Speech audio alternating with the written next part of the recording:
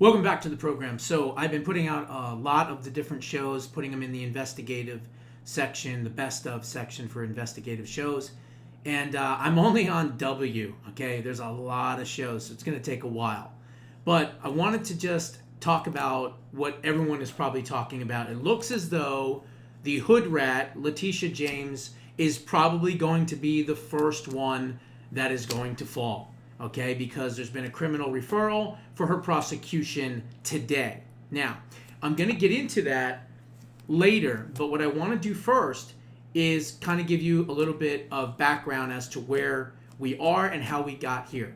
We already know that Letitia James is a Trump-hating idiot.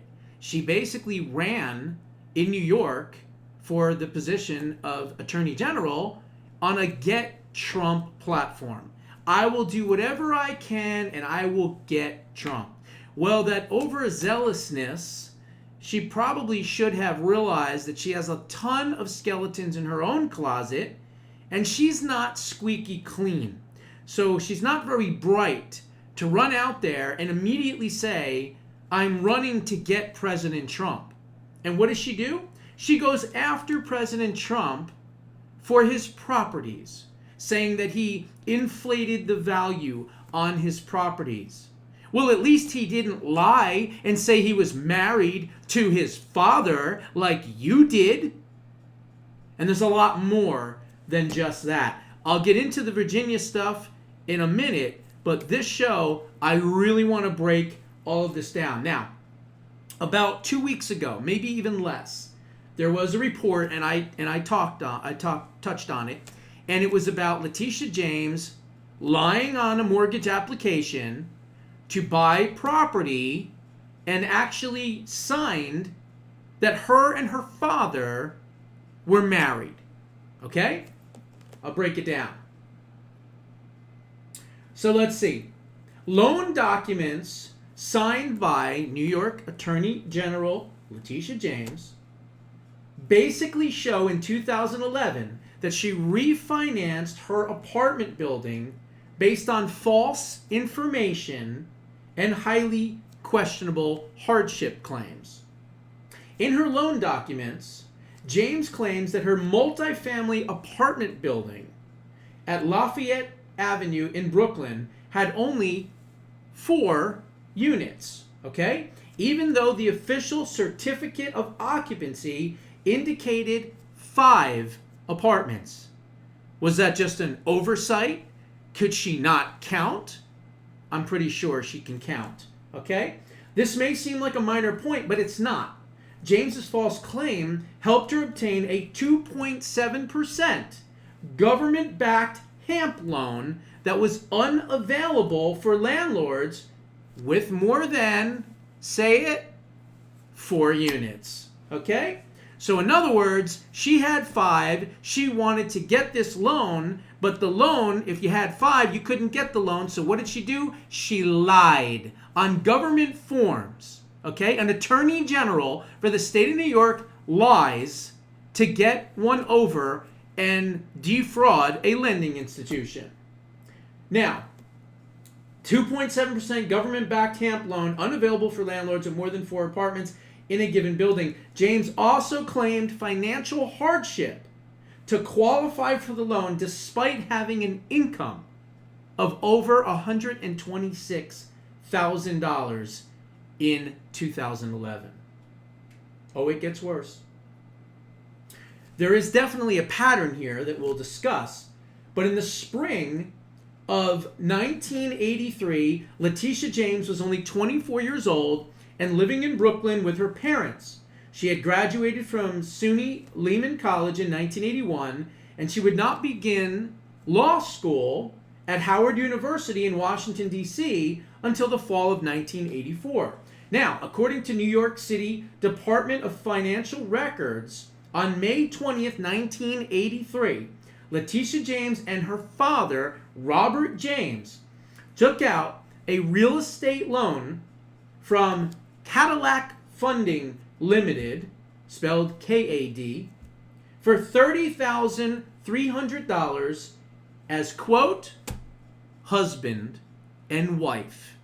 not as daughter and father, as husband and wife. And for the record, of course, the mother and the wife is Nellie James. So he's not a polygamist as far as we know. He was doing mortgage fraud. And there's signatures right here that show all the information.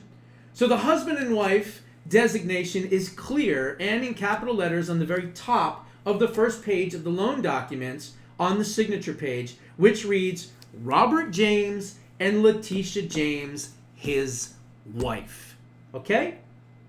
This loan was used to purchase a small 888 square foot two-story home at 114-04 Inwood Street in Queens, New York, likely for Letitia to live in. Meanwhile, the deed for the property executed on the same day has a different designation, and on top of that, it says that the property is being purchased by Robert James and Letitia James, his daughter.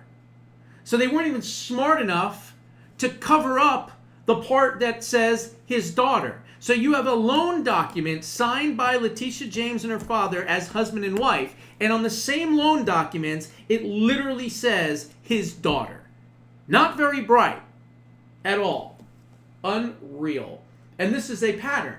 This has been going on since she was a kid. This has been going on with multiple properties since the 1980s. At the age of 24, Letitia James may have had trouble qualifying for a home loan as a single woman with little or no income. The question for Miss James is whether she and her father defrauded the mortgage company, Cadillac Funding, by pretending to be husband and wife in order to qualify for the loan. The less likely alternative is that Letitia actually married her father, which of course she did not. In this case, she would have been telling the truth both on the mortgage and on the deed as father and daughter, and not as husband and wife. So basically what you have here is a defrauding of a lending institution, which is a felony, okay? And that's not even what they're bringing her up on. Hopefully this will be part of it, but that's not even it. That's just part of what we're learning here as, again, a pattern of this type of behavior. So, what is she being taken in on and being prosecuted for? New York Attorney General Letitia James declares Virginia home her, quote, principal residence. Okay? Now, obviously, it is not. And she wrote a declaration in the legal paperwork. I hereby declare that I intend to occupy this property as my principal residence. So here's basically what happened. Let me see. The Virginia property at 604 Sterling Street was purchased for $240,000 with a $219,780 mortgage.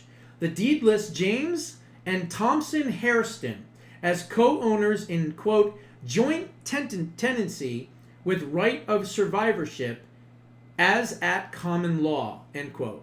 Meaning both had equal ownership rights. The property is 1,450 square feet. It is a single-family home with 3 bedrooms and 1 bathroom, built in 1947. The transaction was completed on August 30th, 2023, with Thompson Hairston signing the mortgage documents both for herself and as attorney-in-fact for James. What makes this transaction particularly troubling is that the mortgage documents require both borrowers to make the property their principal residence within 60 days. By approximately October 30th, 2023, they both would have had to have been living there full-time for them to have qualified for this loan. This was an owner-occupied loan, not a non-owner-occupied loan.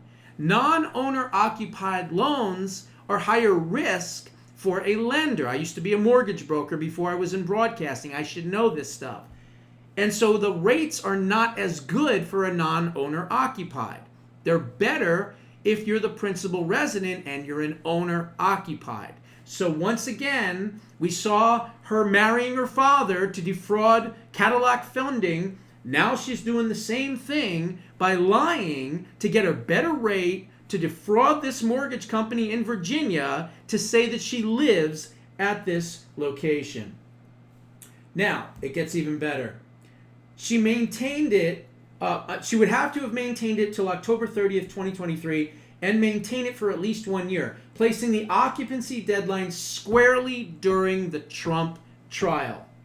This creates a direct conflict with James's duties as New York Attorney General, where she maintained an active public presence throughout this period. The timing could not be more problematic for her. At this very moment, she declared her intent to establish Virginia's residency while she was preparing for the most high-profile case, living in New York.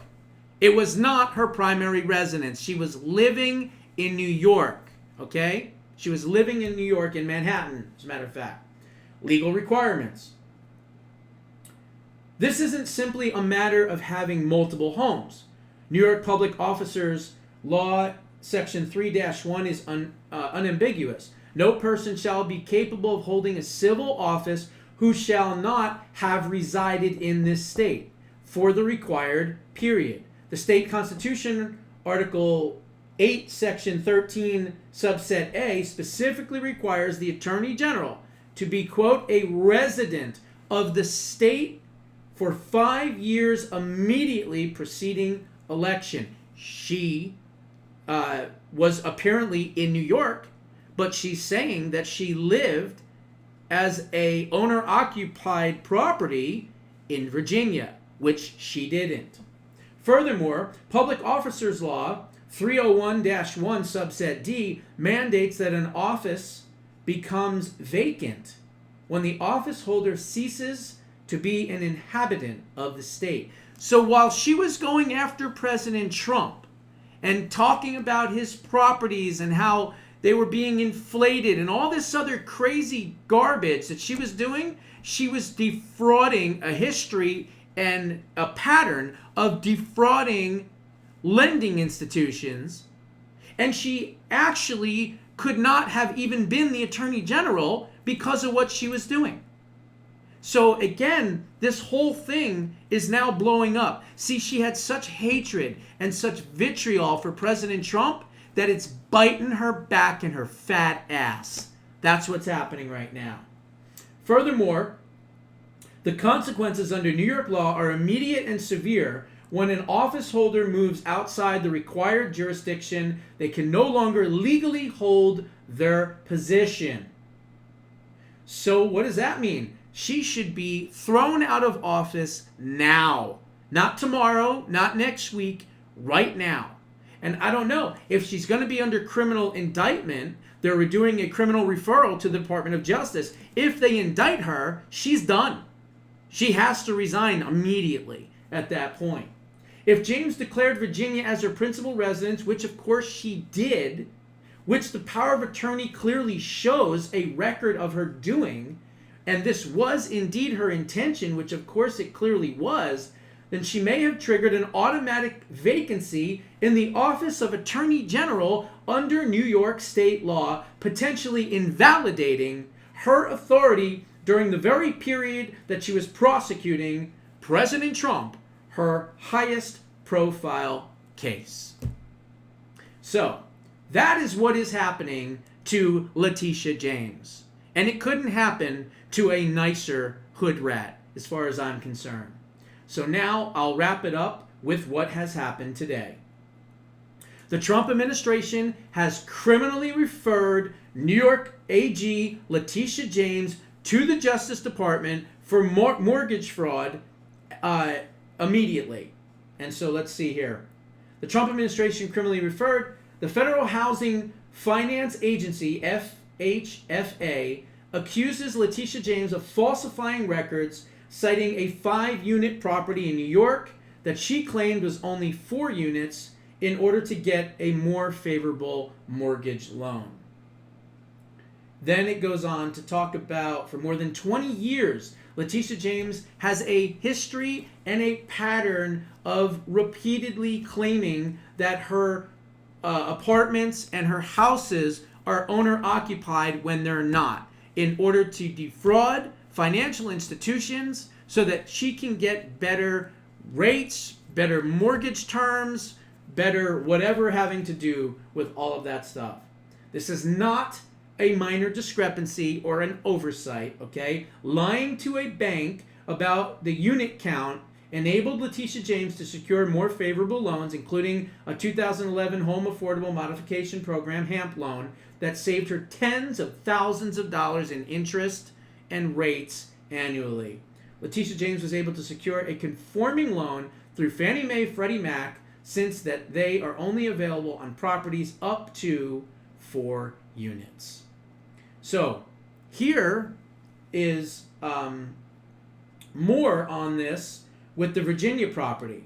So with the Virginia property and the New York property, they're going after her, I think at this point right now, just for Virginia. But if they do a criminal referral, they're going to go through all of it. And they're going to go all the way back to 1983, when Letitia was 24 years old and her and her father started defrauding financial institutions. I hope she goes to jail for the rest of her life. I hope that this is the first one to fall of many. Those are my thoughts. What are yours? Put them down in the comments below. We'll see you in the next one.